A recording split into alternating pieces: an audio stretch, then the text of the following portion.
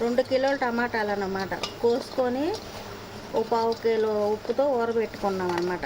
ఊరబెట్టుకొని 3 రోజులు ఊరబెట్టుకున్న తర్వాత తీసేసి పిండుకొని బాగా ఇవి ఎండలో పెట్టుకున్నాం అనమాట. ఎండలో పెట్టుకున్న తర్వాత 3 రోజులు ఇవి ఎండబెట్టాను.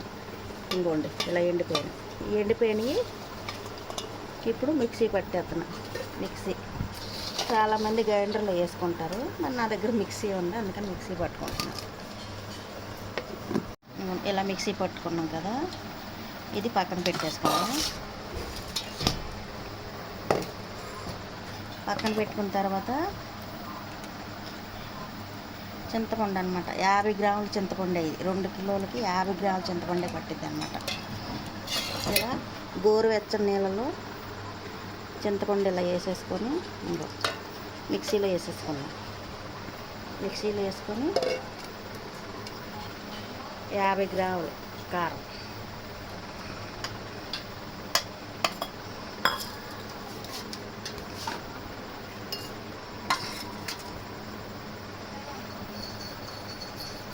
ఇలా ఇంత కప్పు, ఇది కూడా ఒక 50 గ్రాములు ఉంటుంది.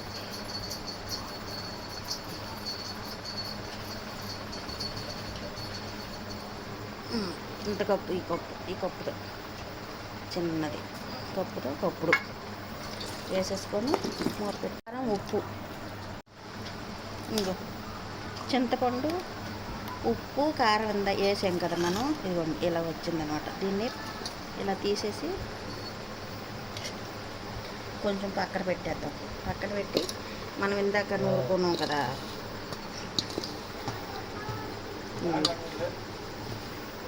ఇవి వేసేసి సగం చింతపండును కారంలో వేసి మళ్ళీ నూరేద్దాం. టమాటాలు, చింతపండు, ఉప్పు, కారం 4 కలిపి నూరేసాను అనమాట. ఇలా వచ్చిందనమాట నూరితే. ఇప్పుడు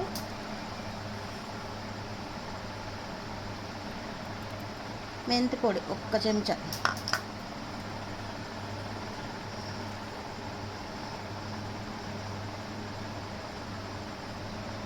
ఆవపిండి. ఇది మన ఇంట్లో ఉండే ఆవాలే, ఆవపిండి అంటే ఇంకేమో కాదు. ఇవి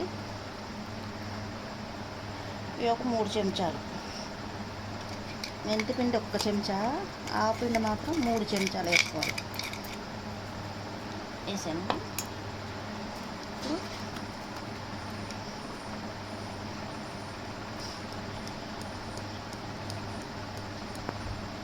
కొంచెం ఇంగువ,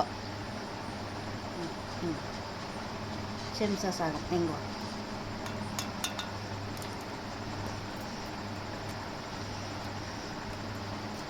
వేసుకొని ఇలా కలిపేసుకో.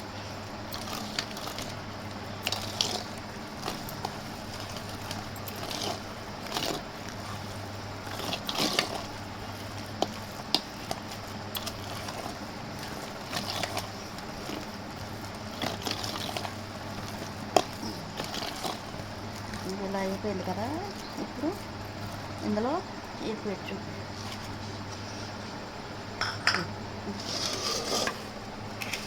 తాలింపు వేసేసాను అనమాట. కొంచెం చల్లారాలని చెప్పి తాలింపు వేసాను. వెల్లుల్లిపాయలు ఒక 10, తాలింపులు జీలకర్ర ఇవే, పసుపు వేసాను అనమాట. కొంచెం మన ఇంట్లో తాలింపు వేసుకుంటాం అలాగా పచ్చడి తాలింపు. కాకపోతే ఒక 100 గ్రాముల నూనె పట్టిద్ది అనమాట, అంతే. ఇంకంతకన్నా ఏం లేదు.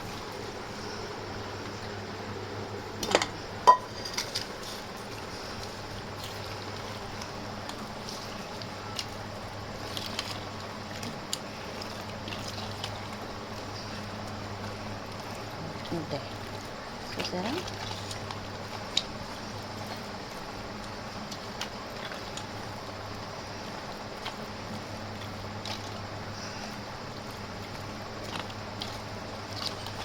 పచ్చడి నూరేటప్పుడు ఒకవేళ ఏమైనా కొంచెం గట్టిగా అనిపిస్తే నీళ్ళు గట్ట ఏమి వేయకుండా కొంచెం నూనె వేయండి. అందులో కొంచెం ఇంత నూనె వేస్తే అది రోట్లో నలిగిపోయిద్ది అనమాట.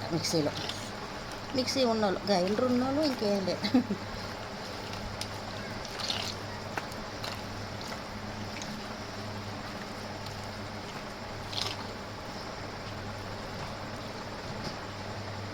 అయిపోయింది. ఇంటికింటే నిలవ పచ్చడి.